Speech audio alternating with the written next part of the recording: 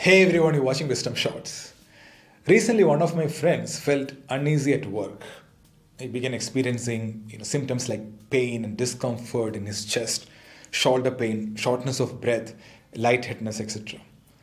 He took a break from work and went back home to rest. Thankfully, he was fine later after some time. So, based on everyone's suggestion, he took a complete medical checkup, a full body checkup, a treadmill test, and all kind of tests. To give a background of my friend, he's less than 40 years, very health conscious guy. He does regular exercise every day, eat healthy food, he fasts once a week, and from my understanding, he's not very stressed at work. Right? The report came, and most of the things were normal except his cholesterol level. It was very high. Generally, as we know, for bad cholesterol, if you eat too much saturated fat, trans fat, extra, it has an impact. But his food habits were healthy. The doctor suggested one more test to understand the root cause. He asked him to take a sleep test. Technical word for this test is polysomnogram. Right?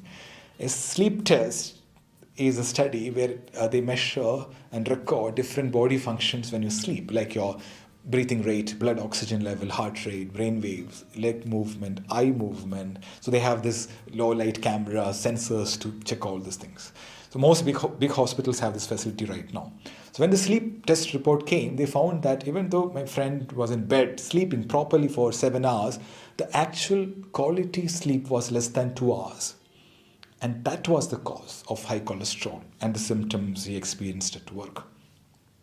It was a bulb-on moment for me because of late I heard from a lot of people the relationship between sleep and health. In all the podcasts I follow, everybody these days is talking about sleep and how it impacts your health.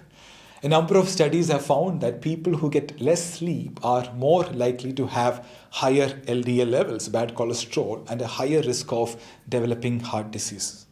One study found that people who slept less than 6 hours per night had 27% higher risk of developing heart disease compared to those who slept 7 to 8 hours per night. So in today's Wisdom Shots, I want to share with you the importance of sleep and strategies to get a good night's sleep. So this video is going to be a longer one than my regular videos, but I request you to watch till the end and make lifestyle changes wherever possible. So let's start with what happens when you are sleep deprived. The impact of sleep deprivation can be felt in both short term and long term, in all aspects: physical, emotional, mental, your cognitive health. We all know that if you don't sleep well, the next day you will not have any energy, right? And you walk like a zombie. So that's an immediate effect. So lack of sleep can affect your ability to focus, make decisions, problem solving. It can impact your performance and productivity at work. It can affect your mood, your emotional well-being. It causes irritability, anger, increased risk of depression. So this is the mental side. And physically, it's linked to a lot of physical health problems, including obesity, diabetes, cardiovascular diseases, and most importantly, poor immune system. So let me share with you some scary numbers. Difficulty in sleeping can raise the risk of diabetes, type 2 diabetes, by 55%. 30 to 59 years old who slept less than 5 hours have a 60% increased risk of developing hypertension. 28% chances of getting different kind of cancers. The Carnegie Mellon University study found that people who sleep 6 hours a night or less are 4 times more likely to catch a cold when exposed to the virus compared to those who spend more than 8 hours a night sleeping. I personally have experienced this. My chances of getting cold is very high whenever my sleep is disturbed. And with heart diseases, there was this largest study of its kind in the world, a big study with thousands of people in different countries. The research team found the relationship between daylight saving and heart attack rates. More than 24% increase in the number of heart attack rate in the first 3 weeks of moving to daylight saving phase. Basically, in countries where they follow daylight saving, people sleep less during that period. See, by now, everyone knows that doing exercise is good for heart, good for health. Thanks to media and fitness companies, they market it really well. But unfortunately, nobody is there to market sleeping because it's free. Because it's free, most people don't value. And for a lot of people, sleep is like a waste of time. I'll sleep and I die. I don't want to waste my time. So that's the attitude. So 100 years back, people used to sleep 9 hours before electricity came. And then like some 40 years back, when televisions became popular, our average sleeping hours reduced to 8 hours. Then came the internet, which reduced our average sleeping hours to 7 hours. And now, with social media and OTT platforms, the average sleeping hours is less than 6 hours for most people. The Netflix CEO once publicly said that their biggest competitor is sleep. Social media and OTT platforms are doing their best with their algorithms to keep us awake. So how much sleep we need? According to Sleep Foundation, the experts on this field, they say we need 7 to 9 hours of sleep every night. Adults need 7 hours minimum. That's not negotiable if you want to live long and healthy. And this is the chart as per age. School-going kids, they need 9 to 11 hours of sleep, and teens, 8 to 10 hours. I don't know any teens who are sleeping more than 8 hours these days. Most kids are cranky at home and at school because they are sleep deprived. I feel really bad when I see the school buses on the road at 6:30 a.m. with small kids who look half asleep, the little ones. And most of these kids are awake till late night because their parents are awake. Now, as parents, we have to be role models in getting adequate sleep and encourage our kids to sleep more. In fact, you will become a better parent if you sleep more. Okay, now coming to how to get good sleep. Now, I have curated the best of the best expert advice on this subject. So let's start. Stick to a consistent sleep schedule. Try to go to bed and wake up at the same time every day, even during weekend. This can help regulate your body's natural sleep-wake cycle. Let's say you need to get up at 6:30 a.m. on weekdays and you need 8 hours of sleep to feel refreshed. Then you should fall asleep by 10:30 p.m. at the latest. With that in mind, you might want to get into sleep before 10 p.m. Get sunlight on waking up, at least 10 minutes each day to set your internal clock. So when I was a kid, I've seen my grandmother praying to sun. For her, sun is God. And I found it silly at the time. But my grandmom was right. Exposing yourself to sunlight as soon as you wake up is very important to set your biological clock. There is a relationship between light and sleep. And if you don't step out, it disturbs your sleep in the night. A lot of people had disturbed sleep during COVID because of non-exposure to sunlight. Sunlight is a key cue for the body's internal clock, and exposure to sunlight during the day help to regulate the production of the hormone melatonin, which is involved in sleep regulation. We have this beautiful exercise in yoga called Surya Namaskar, right, which literally means saluting the sun. Unfortunately, people take it as a physical exercise and do it in AC fitness studios. There will be 10x benefit if you do Surya Namaskar facing the sun every day morning. Digital sunset. Now, smartphones, laptops, and other digital devices emit blue light that can interfere with your sleep. Blue light exposure suppresses the production of melatonin, the sleep-promoting hormone. So avoid using digital devices as much as you can when you are trying to wind up for the day. Try putting your devices in another room or less visible space before you start your bedtime routine. Keeping your devices out of sight will help you to be less tempted to check them. You can invest in a good alarm clock if you're using phone as an alarm. And also, when you have phone next to you, if you wake up in the middle of the night, you'll be tempted to check your phone, which again disturb your whole sleep cycle. Light exposure. We have all kind of artificial light all around us. Exposure to light signals the internal body clock that it's time to feel alert. Exposure to darkness triggers the release of, again, melatonin, the sleep hormone. For this reason, it is important to keep your bedroom as dark as possible, pitch dark if possible. Even exposure to something as dim as a night light might disrupt your sleep quality. You can use blackout, thick curtains, or use an eye mask to create darkness. And at home, 2 hours before your sleep time, it's a good practice to switch off all bright tube lights and turn on dim lights. This will give you a signal to your brain that to release melatonin. And if you're using laptop in the evening, please use blue light blocking glasses.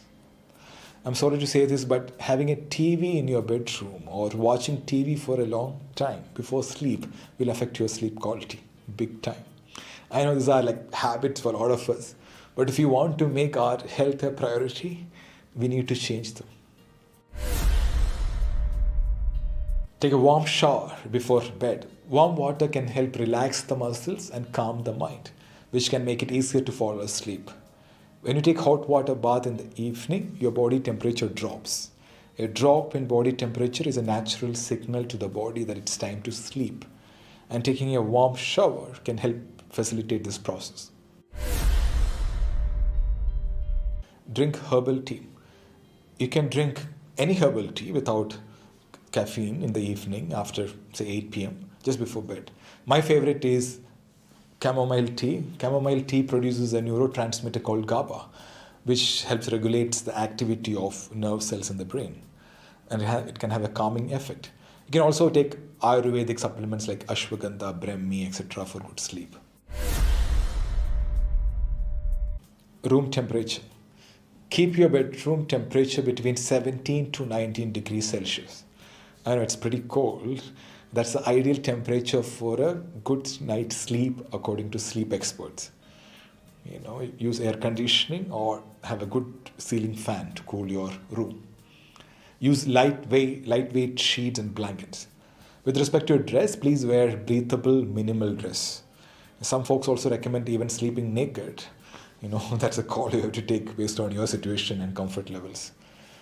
Basically, to sleep well, our body temperature has to come down. And the room temperature again should be minimum than the day temperature. Noise is obvious, which disturb your sleep, but some noise actually help you sleep well, like a fan sound, or there's something called white noise. White noise masks other sound which distract you sleeping. I'm sure that some of you must have used this white noise app to make your baby sleep. You can also play some good calming music in the background for a good sleep. If your partner is snoring or any sound from the environment is disturbing your sleep, like a dog barking or traffic or vehicle honking, etc., you can use a sleeping earplug, light one. So it can block out external noise that may be disrupting your sleep. Diet. Just as what you eat is important, it's also important when you eat. Meal timing has been found to impact your circadian rhythm, the internal body clock that controls daily physical changes like your sleep-wake schedule. Avoid eating in general 3 hours before sleep. Your last meal ideally should be before 7:30 p.m. if you're sleeping at 10:30, say. Also try to drink fluids early in the day and avoid them near bedtime. So please don't have any heavy meal before bed. Your body will be working hard to digest that food instead of repairing your cells during sleep. There are a lot of sleep-promoting foods like cherries, banana, walnuts, oats, warm milk, A2 milk, okay? Please avoid sugar, oil, and hard-to-digest food before sleep. Caffeine and alcohol. Caffeine is found in many food and beverages such as coffee, tea, chocolate, soda, things like that. And it's more in coffee than tea. Caffeine stimulates the central nervous system and can interfere with the production of the sleep hormone melatonin. If you consume caffeine late in the day, it can make it harder for you to sleep. And because it takes several hours for the body to metabolize caffeine. So it's generally recommended to avoid consuming caffeine for at least 6 hours before bedtime to help ensure that you get a good night's sleep. The best time to have caffeine is first thing in the morning, or first half of the day. Try to have your last cup of tea or coffee before 4 p.m. Consuming anything after that will affect your sleep. Drinking alcohol, it may help you fall asleep, but not really. Because it disrupts your sleep actually. It reduces your sleep quality later in the night. There is a difference between sleeping well and crashing out. When you crash out, you will not experience REM stage of sleep, which is very important for your mental well-being. Even a small amount of alcohol can disrupt your sleep pattern. Now, don't get me wrong, I'm not against you having good time. You can take informed decision. Do your own research. You have to find your balance somewhere. Both alcohol and caffeine alter the sleep architecture, means the amount of time a person spends in each stages of sleep. There is a strong relationship between regular exercise and sleep. Exercise has been shown to improve sleep quality and duration. It's important to note that the timing of exercise can also play a role in its impact on sleep. It's generally recommended to avoid vigorous exercise before bedtime because it stimulates the body and make it harder to fall asleep. The best time to do is in the morning or in the evening, like just 5-6 hours before bedtime, light exercise. Stress can have a negative impact on sleep in a number of ways. Stress activates the body. Fight or flight response, right? Cortisol, which can lead to an increase in heart rate, blood pressure. So you all know this, right? Stress, worries, negative thoughts keep us awake in the night because body is producing cortisol, the fight or flight hormone, the alert hormone. So in general, managing stress is an important part of maintaining good sleep hygiene. You can use some strategies to reduce your stress, like things like meditation, to relax your mind, breathing exercises. Just before sleep, you can do Brahmari pranayam and things like that, help you to relax. Yoga, progressive muscle relaxation techniques, a lot of things, but you have to do something to manage your stress. So these are the main points on getting a good night's sleep. So if you want to learn more and get more resources on sleep, please visit sleepfoundation.org. So also I suggest there are a lot of books, but I suggest this incredible book on sleep. It's called Why We Sleep by Mathew Walker. The simplest and most powerful resolution you can take for 2023 is minimum 7 hours of sleep. Just because it's free doesn't mean that it's not valuable. Please prioritize sleep. Everything you do, I promise you will do better with a good night's sleep. Now, I've never asked anyone to share my videos till now. So I'm like, if it is good, people will share. But this video, I request you to share it with your loved ones because our society is sleep deprived. So let's fix it. Starting with you and people you love. Thank you so much for watching. I am Sreejith Krishnan. Stay happy, stay healthy.